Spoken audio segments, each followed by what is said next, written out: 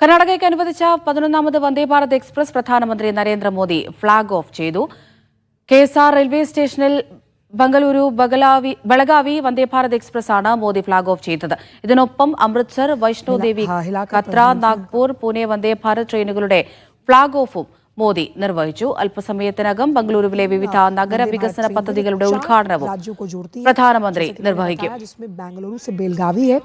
अमृतसर से श्री माता वैष्णो देवी कटरा और नागपुर अजनी से पुणे तक की ट्रेनें शामिल है. इसमें 2 का वर्चुअल रूप से किया गया है उद्घाटन और एक फिजिकल फॉर्म में आप देख सकते हैं प्रधानमंत्री यहाँ पर मौजूद हैं. तो कनेक्टिविटी के लिहाज से ഷിത ജഗത്ത് വിവരങ്ങൾ നൽകാനായി ചേരുന്നുണ്ട്. ഷിത, ഇന്നിപ്പോൾ എന്തൊക്കെ പരിപാടികളാണ് കർണാടകയിൽ പ്രധാനമന്ത്രിക്കുള്ളത്? ഏറ്റവും പ്രധാനം അദ്ദേഹം ജനങ്ങളോട് സംസാരിക്കുമെന്ന് മനസ്സിലാക്കുന്നു. അപ്പോൾ ഈ രാഹുൽ ഗാന്ധിയുടെ വോട്ടർ പട്ടിക ക്രമക്കേട് ആരോപണം ഉൾപ്പെടെയുള്ള കാര്യങ്ങളിൽ അദ്ദേഹം പ്രതികരിക്കുമെന്ന് കരുതാമോ? അമൃത, അത് തന്നെയാണ് ഉറ്റുനോക്കുന്നത്. കാരണം കഴിഞ്ഞ ദിവസങ്ങളിലെല്ലാം തന്നെ വലിയ ചർച്ചയാവുകയും വലിയ രീതിയിൽ തന്നെ കർണാടകയിൽ ഉൾപ്പെടെ രാജ്യത്തുടനീളം ചർച്ച ചെയ്യപ്പെടുകയും ചെയ്യുന്ന വിഷയമാണ് രാഹുൽ ഗാന്ധി ഉയർത്തിയിരിക്കുന്ന വോട്ട് കൊള്ള എന്നുള്ളത്.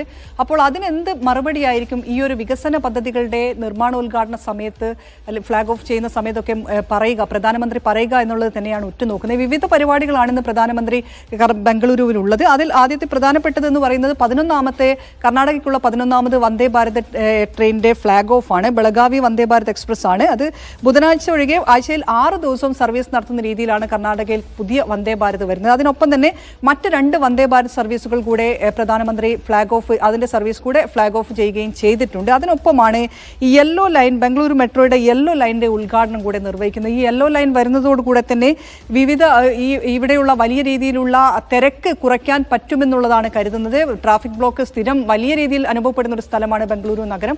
അതിനൊരു അറുതി ഉണ്ടാകുമെന്ന് കരുതുന്നുണ്ട്. അതിനൊപ്പമാണ് ഈ ശിലാസ്ഥാപന പദ്ധതികളുടെ വിവിധ വികസന പദ്ധതികളുടെ എല്ലാം തന്നെ ശിലാസ്ഥാപനം കൂടെ പ്രധാനമന്ത്രി നിർവഹിക്കുന്നത്. അവിടെ മാത്രമാണ് ഒരു പൊതുപരിപാടി എന്ന് പറയുന്ന ഒരു പബ്ലിക് സ്പീച്ച് ഉള്ളത്, പൊതുജനങ്ങളോട് സംസാരിക്കുന്നത്.